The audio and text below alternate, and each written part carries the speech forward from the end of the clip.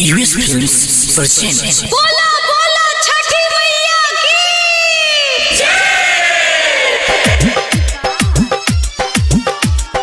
सब केहू चले गइले पूजा देख करे, इहे तो देखी देखी जीव हमर हरे। सब केहू चले गइले पूजा देख करे, इहे तो देखी देखी जीव हमर हरे।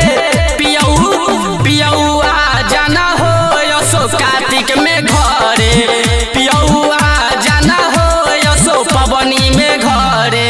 सब केहू चले गइले पूजा देख करे, इहे तो देखी देखी जीव हमर हरे। पियऊ आ जाना हो यसो पवनी में घरे, रजऊ आ जाना हो यसो कार्तिक में घरे। पियऊ आ जाना हो, पियऊ आ जाना हो। बोला बोला छठी मैया की यसो कार्तिक में घरे।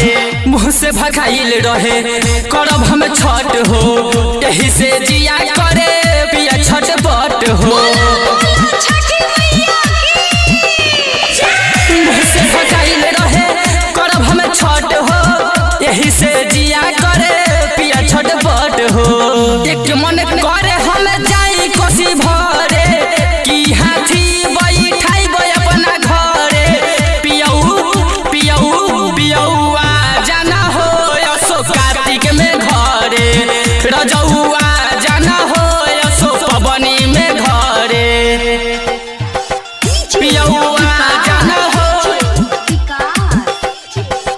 पियऊ आ जाना हो। बोला बोला छठी मैया की